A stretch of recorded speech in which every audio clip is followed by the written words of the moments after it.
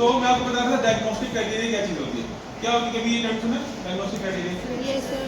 क्या होता है? किसी भी डिजीज को डायग्नोज करने के लिए जो बेस होती है सेफ बेस criteria क्या होना चाहिए, क्या चीजें हैं किसी किसी भी diagnosis चीज़ को में? डायग्नोस करने के क्राइटेरिया होता है डायग्नोस्टिक क्राइटेरिया। हाँ ठीक है, और टेस्ट परफॉर्म करते हैं, गोल्ड स्टैंडर्ड टेस्ट ऐसे होते हैं।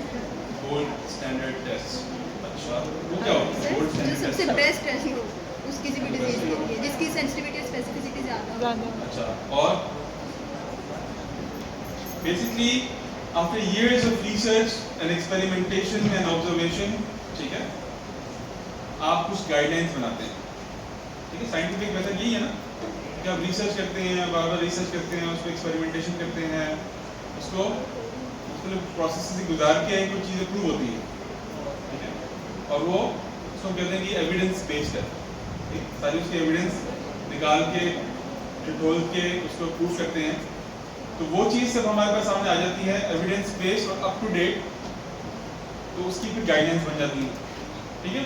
तो इस गाइडेंस को मद्देनजर रखते हुए फिर आप क्राइटेरियाज बनाते हैं मुख्तलिफ बीमारियों के, इनको हम किस तरह डायग्नोस करेंगे, ठीक है, तो वो डायग्नोस्टिक क्राइटेरिया बन जाते हैं, सही है। तो ये आपका रिसर्च का एक कंक्लूजन होता है, सारी उस डिजीज की जो रिसर्च है उसके बारे में सारी इंफॉर्मेशन है, ठीक है, उसको एक जगह इकट्ठा कर देना। और ये इसलिए भी ज़रूरी होता है कि एक बीमारी को दूसरी बीमारी से डिफरेंशिएट किया जा सके, ठीक है। बहुत सारे केसेस, जैसे मैंने पूरी डर्मेटोलॉजी पढ़ी है, जिसमें बहुत सारी चीज़ें देखी होंगी सिमिलर होगी मुख्तलिफ बीमारियों में, लेकिन उनके कुछ की फीचर्स हैं जो उनको डायग्नोस करने में, डिफरेंशिएट करने में, उनके डायग्नोसिस को डिफरेंशिएट करने में हेल्प करते हैं, और उन्हीं के थ्रू फिर आप उसको डायग्नोस करते हैं, ठीक है। तो उनका डायग्नोस्टिक क्राइटेरिया बन जाते हैं कि ये चीज़ें होंगी, डेफिनेटली होंगी, तो ये चीज़ हो सकती है। और इसी की मैं एग्जाम्पल यहाँ पे देता हूँ, ये बता रहे हैं कि प्राइमरी फोकल हाइपरहाइड्रोसिस की डायग्नोसिस के लिए ज़रूरी है कि सबसे पहले एक चीज़ सबसे ज़रूरी हो, वो ये है कि focal visible excessive sweating of at least 6 months duration without apparent cause. तो सबसे पहला इसका क्राइटेरिया ये है कि 6 महीने से उसको स्वेटिंग हो रही हो, ठीक है, 6 महीने से विजिबल एक्सेसिव स्वेटिंग हो रही हो, सही है, विदाउट एनी अपैरेंट कॉज। और यहाँ अपैरेंट कॉज से मुराद क्या है कि उसको बीमारी ना चल रही है, जैसे हाइपरथायराइडिज्म या कोई और चीज़ इस तरह की ना चल रही हो, ठीक है, क्योंकि अपैरेंट कॉज नहीं है और 6 महीने से स्वेटिंग हो रही है, तो ये तो चीज़ होना ज़रूरी है, ठीक है, डायग्नोस्टिक क्राइटेरिया में। उसके बाद उन्होंने कहा कि ये बाकी चीज़ें हैं, एटलीस्ट 2 ऑफ द फॉलोइंग, इनमें से एटलीस्ट 2 चीज़ें हो जाएं, तो टोटल कितनी चीज़ें होंगी? 3 चीज़ें, एक ये लाजमी हो, और इनमें से कोई 2 हो जाए। तो अगर ये 3 क्राइटेरिया पॉइंट्स पूरे हो जाएंगे तो हम उसको श्योरिटी के साथ कह सकते हैं कि ये यही डिजीज है, ठीक है। तो ये मकसद होता है डायग्नोस्टिक क्राइटेरिया का, it gives you the confidence to label a disease कि अगर इसमें ये फीचर्स हैं तो ये फिर 100% यही बीमारी है, ठीक है। जैसे डायबिटीज है, उसका एक डायग्नोस्टिक क्राइटेरिया है कि अगर HbA1c इतना हो जाएगा, इसकी फास्टिंग शुगर इतनी हो जाएगी, तो ये फिर हम कहेंगे डायबिटीज है, और इतनी होगी तो हम कहेंगे प्री डायबिटिक है। इसका ब्लड प्रेशर का ये कहेंगे तो माइल्ड है, तो मॉडरेट है, तो हाई है। तो क्राइटेरिया बनाया ना, तो क्राइटेरिया जो है आपको गाइड करते हैं कि कोई बीमारी है या नहीं है, और अगर है तो उसकी इंटेंसिटी क्या है, क्योंकि ये बहुत इंपॉर्टेंट चीज़ है जो आपको मेडिसिन की स्टडी में समझ होना आपको उसकी ज़रूरत है। अच्छा, तो बाकी जो 2 कैरेक्टरिस्टिक्स हैं वो इनमें से इन 6 में से कि 2 कौन सी चीज़ें? Bilateral and relatively symmetric. क्या मतलब इसका? कि वो दोनों साइड पे हो रही हो, यानी एक हाथ बाजू पे हो, एक हाथ पे है तो दूसरे हाथ पे भी हो रही है, तो बायलैटरल होना जरूरी है उनका। फिर इम्पेयर्स डेली एक्टिविटीज, यानी इतना ज़्यादा इफेक्ट कर रही हो कि आपकी डेली एक्टिविटी किसी ना किसी तरह इम्पेयर हो रही हो। अब मेरा एक दोस्त था, मेरा क्लास फेलो था, इसको बहुत स्वेटिंग होती थी, उसको यही था, तो वो उससे ज़्यादा हर चीज़ पेपर पे लिखनी होती थी, उससे कुछ लिखा नहीं जाता था, वो टॉवल रख के जो है लिखता था बड़ी मुश्किल से। उसके एग्जाम देना ही था, एग्जाम में वैसे थोड़ा स्ट्रेस भी होता है, उसकी वजह से भी स्वेटिंग हो रही होती है। फिर वो हमारे जो एग्जामिंग सेंटर से, अब आप लोगों ने माशाल्लाह पढ़े, हम तो गवर्नमेंट कॉलेजेस के पढ़े हुए, तो वहाँ पे तो पंखे होते थे, AC तो नहीं होते थे, तो उसमें बहुत स्वेटिंग होती थी, बहुत उसने होते थे, तो उसके लिए बड़ा प्रॉब्लमेटिक था, तो उसकी डेली एक्टिविटी इफेक्ट हो रही थी, सही है। इसी तरह at least 1 episode per week onset before. अब ये भी इंपॉर्टेंट चीज़ है कि 25 ईयर से पहले इस बीमारी का ऑनसेट हो जाए, ये ना हो कि ओल्ड एज में हो रहा हो। अब फॉर एग्जाम्पल देता हूँ, जो खवातीन होती हैं उनको मेनोपॉज होता है। मेनोपॉज कब होता है उनको? Around 50, Yes, sir. ठीक है। तो मेनोपॉज के दौरान उनको हॉट फ्लैशेस वगैरह होते हैं, जिसमें उनको स्वेटिंग वगैरह भी होती है बहुत ज़्यादा, ठीक है। तो इट्स वेरी लाइकली कि अगर वो 25 ईयर्स के बाद अगर उनको इस तरह की चीज़ें हो रही हैं तो वो it could be something else, क्योंकि ज़्यादातर बीमारियाँ शुरू होती हैं ना 30 के बाद जाके। तो इसका अच्छा family history of idiopathic hyperhidrosis, ठीक है। ये भी इंपॉर्टेंट क्राइटेरिया कि उनकी फैमिली में पहले किसी को हुआ हो, इसको जेनेटिक इन्वायरमेंट इसकी हो सकती है। तो focus sweating stops during sleep. इससे अनदर वेरी इंपॉर्टेंट थिंग कि जो इस तरह की स्वेटिंग होती है ये जब सोते हैं तो खत्म हो जाती है। ठीक हो गया?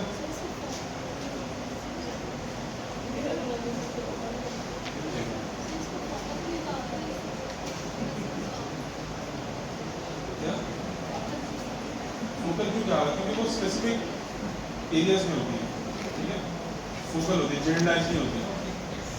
तो ये जैसे एक्सेला, पाम्स एंड सोज वगैरह के कुछ एरियाज में सबसे ज़्यादा होती है। नहीं कुछ चल रहा तो बंद हो गया।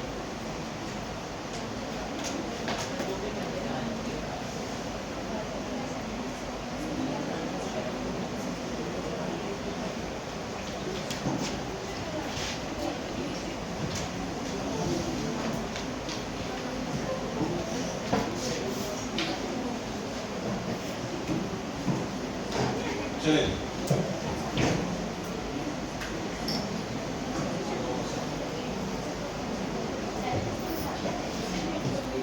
अच्छा,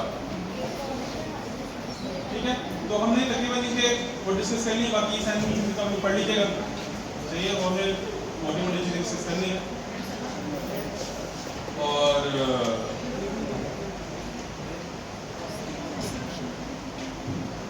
अच्छा, एसोसिएटेड डिसऑर्डर्स।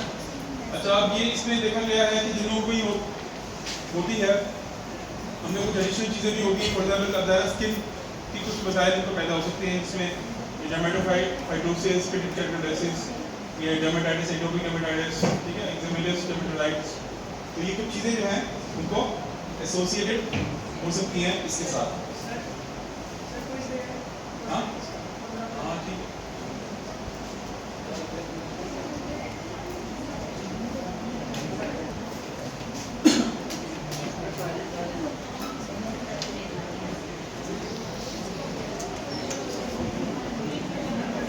अच्छा, चले जाना चले जाए।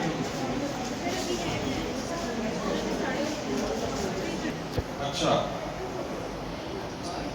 तो पैथोजेनेसिस क्या है? पैथोजेनेसिस जो है बेसिकली इसके बारे में क्या होगा? अब जो आपकी स्वेटिंग है, स्वेटिंग क्यों होती है? कौन से ग्लैंड्स करते हैं? स्वेट ग्लैंड्स में आते हैं ईक्राइन, एरिथ्राइन और एपिथाइन ग्लैंड्स, ठीक है। अब इसमें जो आपके सबसे ज़्यादा रिस्पॉन्सिबल ग्लैंड्स हैं वो कौन से हैं? Eccrine. Eccrine sweat gland are responsible for hyperhidrosis, ठीक है। अच्छा, इसमें भी जो मैकेनिज्म वो बताते हैं वो मैं आपको इन शॉर्ट बताता हूँ कि होता क्या है कि अब eccrine gland they are found in greatest quantity in the palm, soles and the axilla. और आपने देखा है कि तो इस बीमारी में सबसे ज़्यादा ये चीज़ें इफेक्ट हो रही है, यहीं से ज़्यादा स्वेटिंग हो रही है, ठीक है। अच्छा, अब इसमें जो तरीका वो बता रहा हूँ ये है कि eccrine glands are inhibited by the sympathetic nervous system but utilize acetylcholine as the primary neurotransmitter. Thermal and motion sweating is controlled by different region of the brain. अच्छा, अब आपके ब्रेन में डिफरेंट रीजन है जो control करता है आपकी sweating, ठीक है। अच्छा, एक है आपकी थर्मल स्वेटिंग जो गर्मी को कंट्रोल करने के लिए हो रही होती है और गर्मी की वजह से हो रही होती है। एक होती है इमोशनल, कभी होता है ना कि आपको इमोशनल या कोई एंग्जाइटी से डेवलप हो रही हो या कभी आप स्टेज पे आए हो तो आपको ज़रा स्ट्रेस हो रहा है, उसकी वजह से भी स्वेटिंग हो रही है, तो प्रेजेंटेशन पड़ जाए या किसी के पास जाना हो, ठीक है।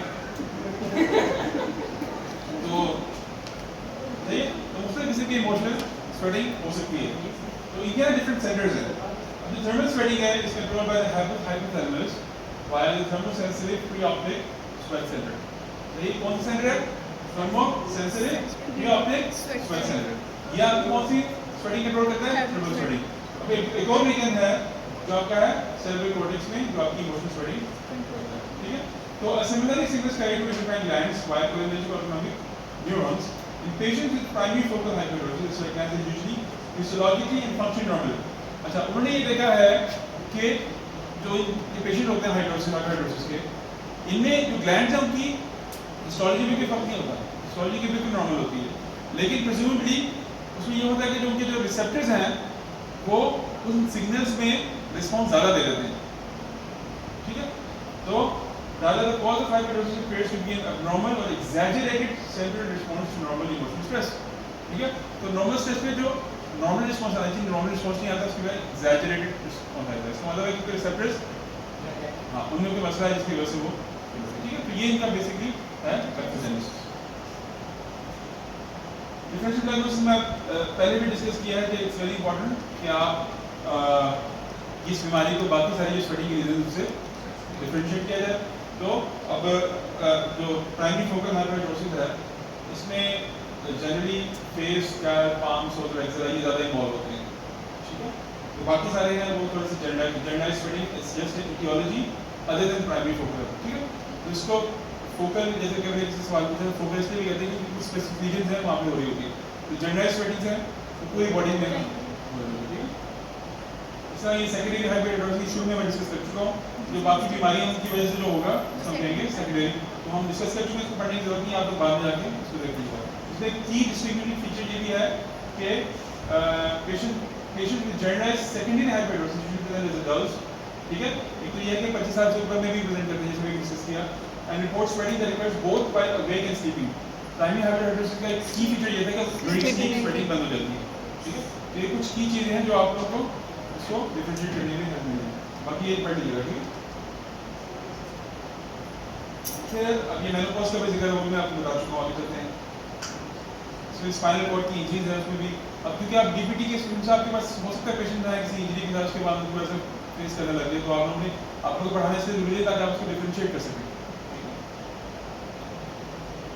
अच्छा,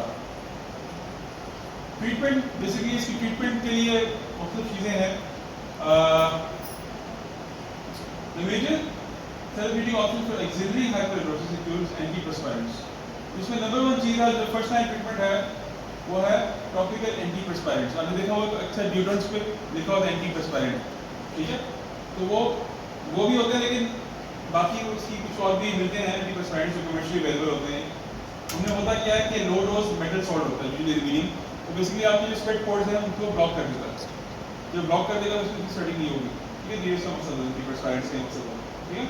तो इसके अलावा और भी होती हैं आपके ऑप्शंस, और तो वो भी की जा सकती है। इसके अलावा ऑप्शंस क्या हैं आपके पास? ये सारा ना एप्लीकेशन एडमिनिस्ट्रेशन का तरीका बताया हुआ है, इसकी एफिकेसी बताई हुई है, ठीक है। ये किस तरह एडमिनिस्ट्रेट करते हैं कि वो आप देख लीजिएगा, सही। तो इसके अलावा टॉपिकल ग्लाइकोपेरोनिन ये एक अल्टरनेटिव है, उसके लिए ये भी यूज हो सकती है। तो इसके कुछ एडवर्स इफेक्ट्स हैं, हमारे लोकल स्किन इरिटेशन है, एंटीकोलिनेटिक सिम्पटम्स, ठीक है। तो और भी चीज़ें हैं, लेकिन मैंने ज़्यादा डिटेल में नहीं गया, बस बड़ी बड़ी चीज़ें बताई कि